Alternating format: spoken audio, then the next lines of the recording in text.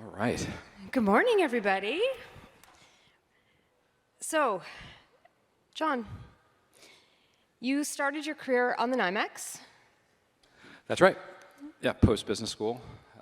Took a odd turn. Let me just start before we get started. So I didn't want to start any trouble, but the proof of stake folks have been talking smack and saying the proof of work folks can't hold their alcohol. And based on the energy level and attendance, I'm just saying they might be right. Yes. So okay. So yeah, I went to business school and then decided I wanted to optimize my life for stories versus wealth. And so I got I won this scholarship to go to business school, and I was thanking them. And the chairman of the New York Mercantile Exchange, which at the time was this sort of sleepy private entity tucked away in the south corner of Manhattan that just happened to price the world's most valuable commodity every day.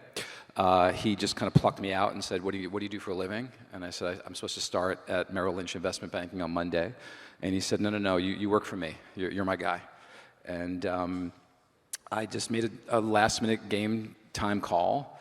And instead of showing up at Merrill Lynch on Monday, I showed up at the New York Mercantile Exchange. Showed up to do what? So that was a good question. So he was a military guy. So he called me his aide de camp. So I'm not sure anyone military folks or know. So aide de camp is sort of like a glorified go fetch stuff for me boy. So the cool thing was he was is an amazing individual. So the stuff I got to fetch for him were his laundry, but also buying the New Jersey Nets. Or structuring S&L bailouts in Texas, and as well as figuring out where the NYMEX what they wanted to become when they grew up. Because again, this was back then. Anyone see the movie Trading Places? With Eddie Murphy, it's an old movie. This was about 868, mostly men, unfortunately, at that time, screaming and yelling, using hand signals to price the world's most valuable and important commodities. And it was all open outcry. And this isn't like 1960, this is like 2005. And they were just really, really insistent on maintaining open outcry. So my first job at the NYMEX was to figure out how to get them off open outcry and to digitize the exchange. I'm sure they loved that. So they did not. No. They were very cognizant of the fact that they were behind the times, right? Equities and fixed income markets had digitized a decade or so before. So they knew the end was coming, but they just wanted to eke out another 5 or 10 years of their career. And so they were very resistant. One time I was on the floor, they used to use pick cards to trade, and I hired a C# developer, and we were going to program a trading application to replace the pick cards. It would have saved the NYMEX like $1 million a year. They spent $1 million just on these pick cards, these thick laminate pick cards. And I was testing the application to see if we should use tap or optical or character recognition. And one of the traders came up to me and said, what are you doing? What is that? And I'd been told, don't say anything. They're going to think this is the end. Be careful. And it was a big, heavy. It was called the compact iPack. So it was heavy. So it had a hole at the top to string a lanyard through. And the trader was like, well, no, what's that? And he pointed to the hole. And I said, well, that's a hole. And he said, no, it's a camera. You're going to film us. You're going to film us. Because they never had cameras on the floor. And I said, no, it's a hole. And I turned back around, and he punched me in the back of the head and knocked me out for a few seconds. And when I picked myself up, nobody saw anything. And ironically, that was the impetus for putting cameras on the floor of the NYMEX. I'm sure they loved that. So, funny story about that. So, the cameras get installed on the floor Sunday night. Monday morning, I'm in the president's office. Commodity markets open at 9:30. About 9:15, we get a call from the guy we called the floor general. He was in charge of the physical integrity of the floor. And he said, gotta come down here. There's a problem with the floor. And we rushed down with the president, and there were these pieces of tape on the floor. And everyone's kind of scratching their heads. And I did some theater in college, and I was like, I know what those are. Those are sight lines. You put them on stage so the actors know where to stand. I'm like, go up to the booth and tell me what you see. And if you stood on a piece of tape, the security cameras could not see you. So these sons of bitches, in less than 6 hours overnight, had figured out the sight lines of the security cameras we had just installed so they could front-run customers with impunity. And that's why I'm skeptical of purely decentralized governance systems working in my lifetime. Not because the technology is not great, because humans have this incredible ability, if you look at kind of prison systems or places like NYMEX, to subvert any hard-coded rules. So that's my cynicism. Tech's wonderful, but I think humans are really, really good at subverting those rule sets. And hence the need for trustless mechanisms. Maybe moderated trustless. I know they're wonderful, but like when the NYMEX was amazing. So there was this observation perch, and what sold me on working there was seeing the floor operate. It was like an ant colony, seamlessly working together. It was just Adam Smith's invisible hand in motion. It was really wonderful. And it looked as if this was kind of pure free market capitalism. And the reality was we had to interfere all the time, because human beings are emotional, things break. This guy crossed over this guy's bid because he dated his girlfriend. I mean, literally that kind of stuff. And if we didn't constantly tweak it, the market would have fallen apart. So yes, maybe if everything's bot trading, but if humans are involved in the process, I guess this is the old guy in me that just is concerned that they'll subvert even the smartest rule set. And that's why we like code. Really, really good code can help, for sure, for sure. I hope I see a pure, functioning, high-quality, centralized market. Like, I really hope I do. My skepticism is not based on a lack of belief it's going to happen, nor a lack of confidence that it's possible. It's just based on I was trained to see human beings subvert any hard-coded rule system. So you're head of strategy for the NYMEX. Somehow you end up launching an exchange in Dubai. Yes. How? Are you asking how I was such a visionary, Jamie? No. It was like most things in life. It was 75% dumb luck, 23% persistence, and about 2% vision. Right? I was a kid. I was in the office late. The chairman got a phone call from Sheikh Mohammed in Dubai. His office. What year is this? This is 2006.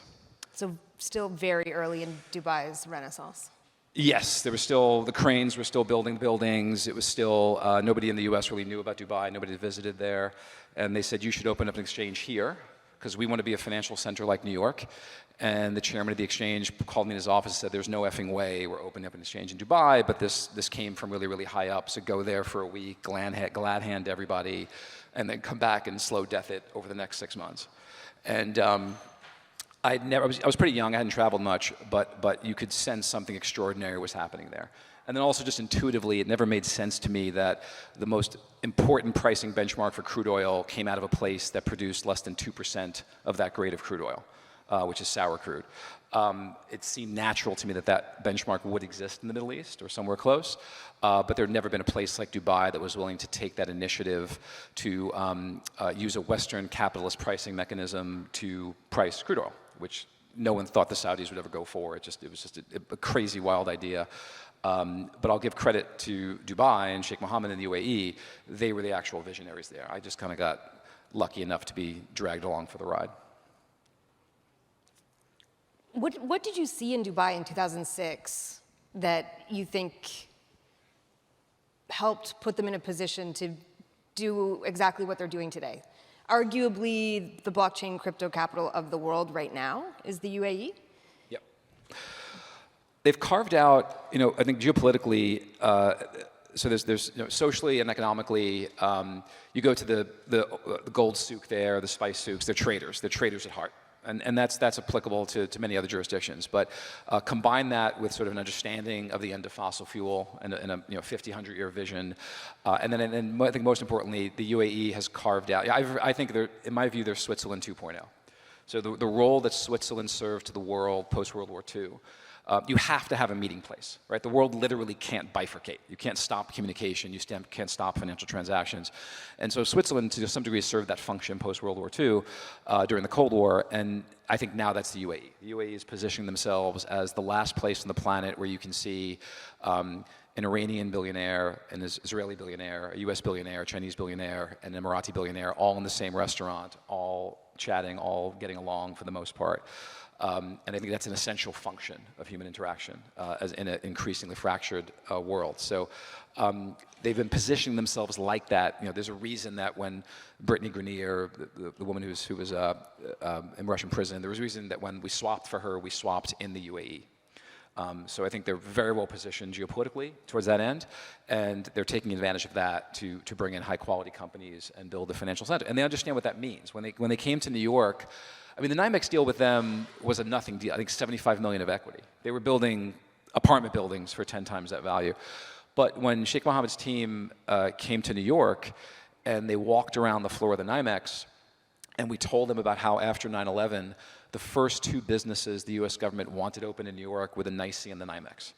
Because, and I get a bit nostalgic about exchanges, without price discovery, capitalism sort of grinds to a halt, right? If you can't price instruments, you can't trade debt, everything ends, right? So exchanges are really wonderful. Their primary purpose is to transfer risk. Most people think that you transfer value, you actually transfer risk, and then the output is price discovery. And then everything else kind of emanates from that. And so they got it immediately. They understood the idea that you could be sitting in rural China, turn on the TV, and you'll see NYMEX crude oil prices pop up. And they understood that the emanation of that data from that locale makes that place a financial center. Particularly as like people don't need to be there anymore. Everything's conducted electronically. Like, what does it matter if New York's a financial center? It's because price information comes out of that city. And so they wanted that, and they made it happen. I mean, it was not easy. We trade options on the Dubai Mercantile Exchange. Interest is haram. It's not allowed under Islamic law, and you can't calculate option value without interest. So I had to sit with a cleric at Oxford and help design a fatwa that would allow for interest in that context to be halal, to be allowed. And they supported all that.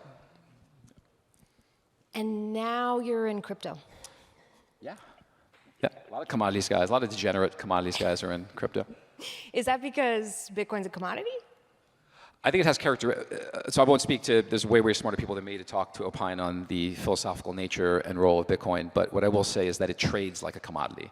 It has price gaps, some opaque nature of spreads, and so if you've traded natural, also like the volatility doesn't scare me. Like this volatility is nothing. I traded natural gas options. Like, this is nothing. Like, so I'm not, it doesn't scare commodities traders, especially derivatives traders.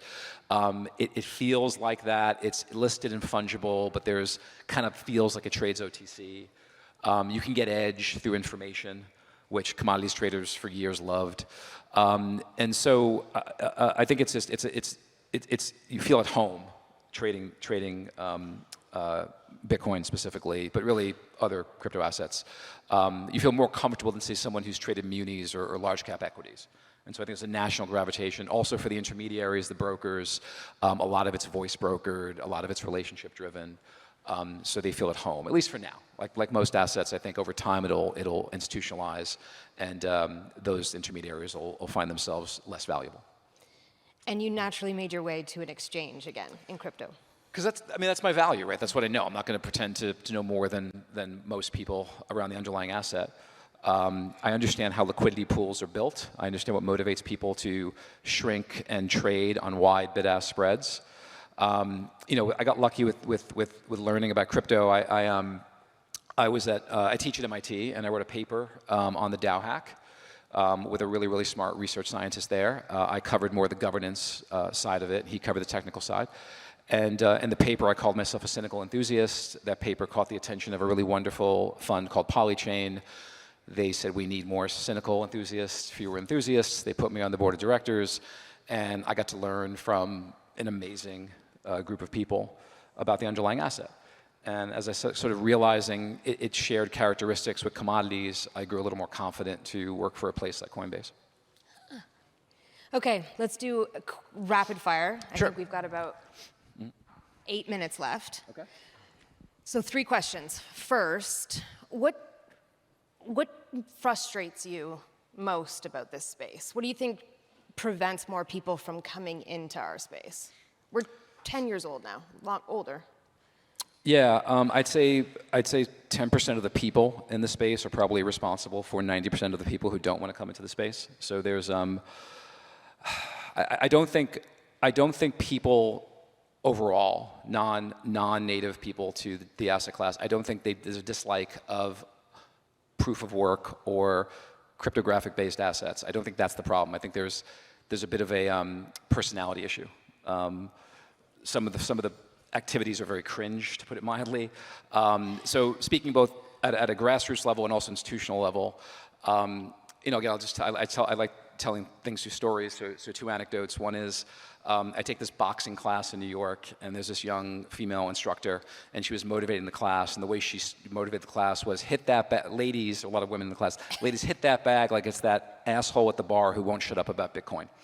And I kind of laughed, and I spoke to her afterwards, and I'm like, is that like really a thing? And she's like, oh my God, John. She's like, ask any woman in their 20s in New York, and they've all run into that guy. So hedge funds had that problem. It's amazing to me that private equity is sort of revered and hedge funds are reviled, because it's actually private equity that tends to like strip companies of their pensions and sell it for parts, whereas hedge funds just generally trade equities. But they had really, really bad PR, and that's my concern. And so speaking just non-anecdotally, the one thing I think that TradFi did pretty well at is, like, I'll take the NYMEX for example. Like I mentioned that case where like somebody would, there was a self-correcting policy. So many times a trader would run up to our office and say, check the tapes, like they're crossing over my bid, which you're not supposed to do, right? If it's 5 bid at 6 and he hits it, you're supposed to hit that guy. You're not supposed to sell it to him for 7. And we checked the tapes, and they were crossing over the guy's bid. And we'd call the traders together and say, what's going on? And almost inevitably, it was that guy had broken another rule. He had front-run a customer. He did something a couple of days ago that we didn't catch, that did not promote market integrity. And the traders were correcting his behavior.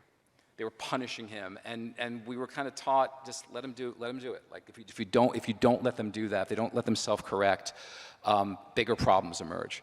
So I do think that as an industry we could do a better job of identifying bad actors, and you know, I know you can't malign people, you can't slander them, I understand that, but there's a way to acknowledge those bad actors and subtly push them away. Don't revere them. Don't allow them to keynote conferences. Don't, like, I think there's a general understanding. Are you talking about Sam? Yeah, and I'll take blame for that as well. I was a coward. I clearly saw the problems.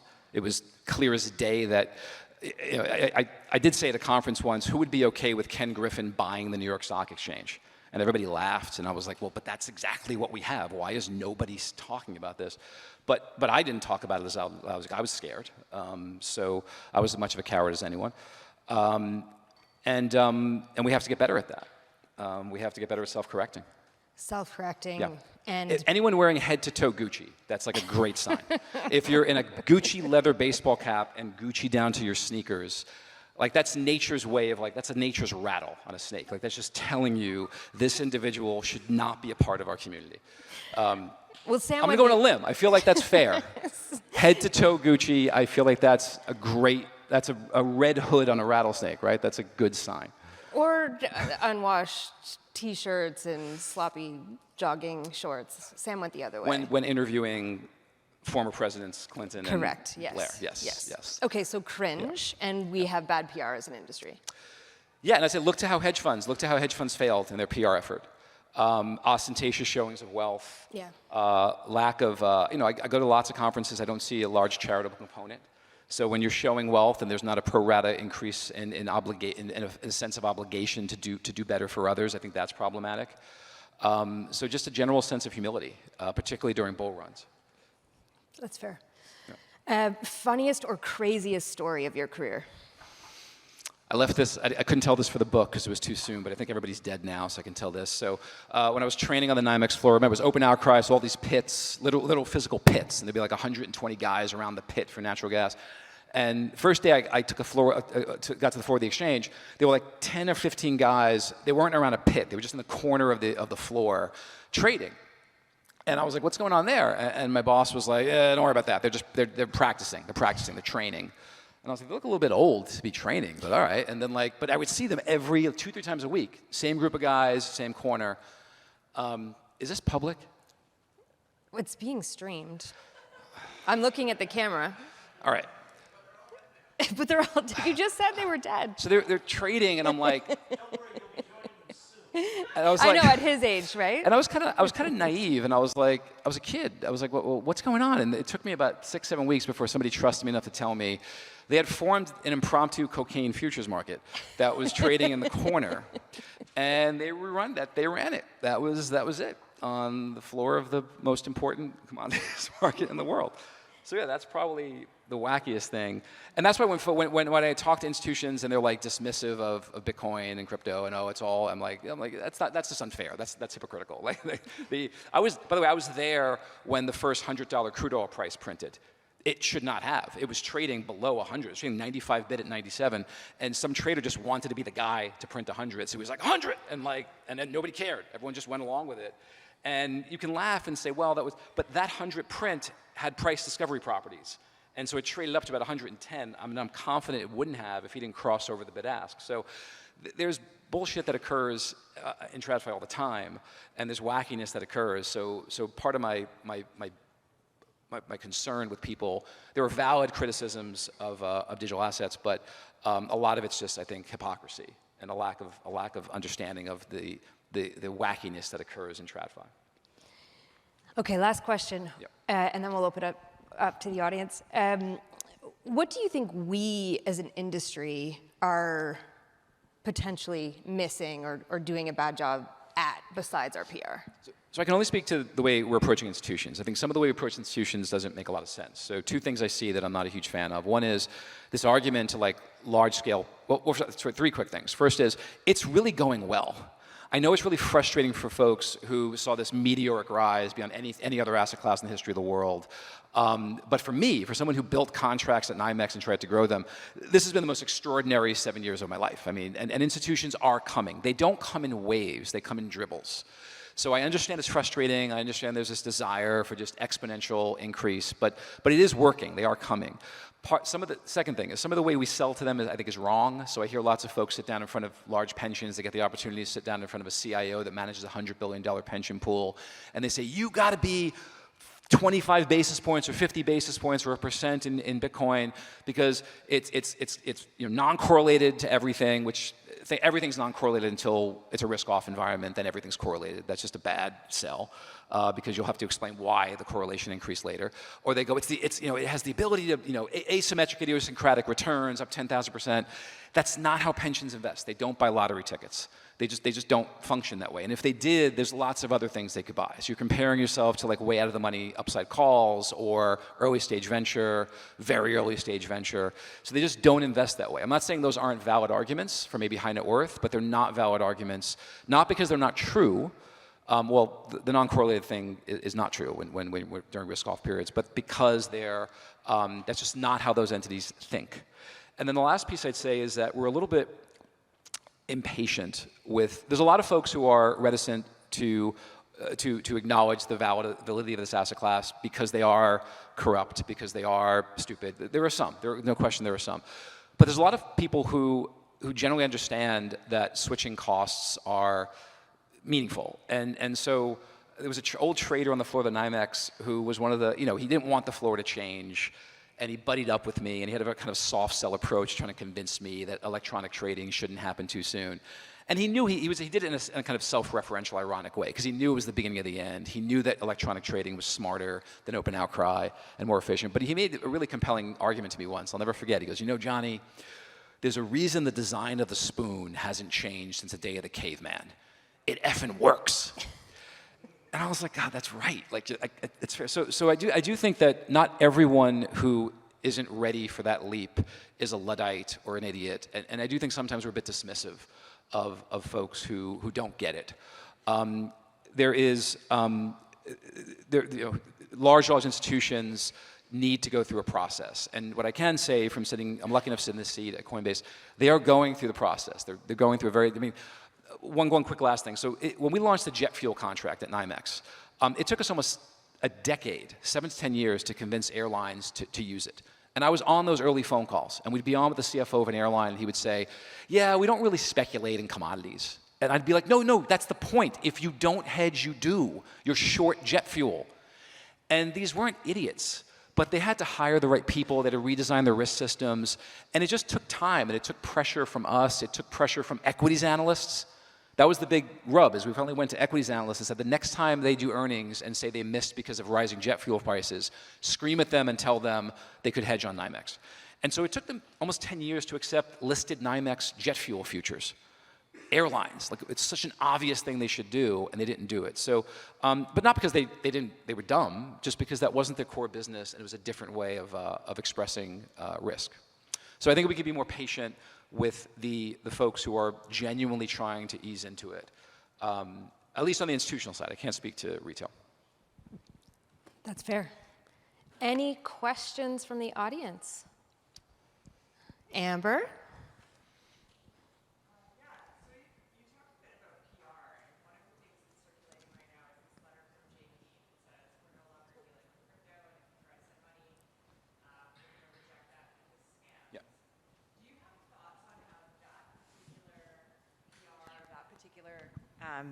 Thoughts on how the issue around de-risking and communication of de-risking related issues should be handled? Well, I mean, in the U.S., I can't imagine that's going to change until the relationship with the regulators fundamentally changes. I mean, look, I'm sympathetic. I have a lot of friends who are a little more conspiratorial minded, and we'll talk about, you know, this is some kind of like communication triad between Treasury, big banks, and protecting the U.S. dollar. And I'm not, I don't mean to be dismissive of that idea. I think there's an element of truth to that. So I think there's a natural resistance from the large money center banks to accepting the growth of this asset class. Specific to U.S. banks that are tied in very closely with the U.S. government, I imagine they just want to make the SEC happy, and as long as the SEC has the view of the asset class that they currently do, I don't think that's a resolvable issue vis-a-vis PR. I'm talking more about non-quasi. I view that entity as a quasi-governmental institution. Pensions, large-scale asset managers. Again, I'm very confident that we're winning that PR battle. Right? BlackRock obviously made a major announcement. Right? BlackRock doesn't do these things capriciously. So that's wonderful, right? And they're a bellwether of the industry, and so we'll see more of those turn. But there's those entities, and there's sort of like quasi-governmental institutions, large money center banks, and I think that it's a lot more complicated because they're tied in closely to the U.S. government, and we have some challenges to get through to improve the relationship with regulators. And so once that's done, which I think it will, you know, again, I go back, commodity derivatives were not loved by regulators. It was, I wouldn't say maybe as bad as we have it, but it was pretty bad. But you know, the good news is that when there's popular interest from both the retail and institutional side, which continues to be the case, eventually the relationship between industry and regulators kind of fall into line. So I don't think PR would help there, to be perfectly honest. Even if we were all on best behavior, I still think that would be the case as long as this is happening. I'm talking more about just like, you know, just if you polled 10,000 random Americans on their views of the asset class, I do think we could do a better job, just like I think TradFi and hedge funds could do a better job of, like hedge funds can de-douchify themselves, for lack of a better word, right? So I'm not, my criticism is not unique to this, just we have this issue. You know, if you poll, again, 100 Americans, 100 politicians, they hate hedge funds, they're neutral to liking private equity. That's a brilliant trade. Like private equity did a great job of just better PR. Yes, sir. Hey, any thoughts on physically settled Bitcoin contracts versus cash settled? So I'm an old school guy, so I like physical settlement, not exclusively, but I just like, there was always this wonderful notion, so again, we got a lot of crap from regulators. I had to be part of a big research study because back then the thing was hedge funds are manipulating the price of energy. They only yelled at us when prices went up. They didn't care when prices went down, but every time prices went up, I'd get angry letters from Congress saying, oh, you're letting the hedge funds manipulate. We did all these studies, and we kind of came to the conclusion, yes, they exacerbate price movements, but they don't really cause them. And one of the reasons why we could kind of hang our hat on was physical deliverability, which is a wonderful concept. Like, you can play around with the contracts all you want, but at some point, I'm going to call you and say, where would you like your 50,000 gallons of crude oil delivered, sir? And so it kind of snaps back into, and so it's a good preventative mechanism against, or it's a good contrarian or argument against claims of market manipulation or prices divorced from fundamental value. So I like it almost for its PR element as opposed to its actually, you don't need it really. There's no real need for it, especially with Bitcoin. But I do think it existing wouldn't be bad for the industry. Just to I think, benchmark price discovery against the cash settled and just be able to have an argument for why price discovery is valid. So I know what I'm saying doesn't make a ton of sense. It's mostly PR, but I am nostalgic for physical settlement. Yeah. No, I understand. If it would increase in the ratio of physical to derivative and OTC and cash, if that was a little bit better, I just think it would be another argument that we make to the SEC that price discovery is really valid during this. I think I would like to see a higher ratio. Like most commodities have anywhere from a 30 to a 300 multiple of OTC to spot. That was like what we used to talk about. And so as it starts to eke up to 300 times OTC or options to spot, you start to get critics saying that just that price discovery is divorced from reality. Again, I'm going on an old school way of thinking about it, but you can defend to a cynic that a 30x multiple derivative to spot is better pricing, more valid price discovery than 300 to 300 times. Thank you, John. Thank you, audience. Thanks, everyone.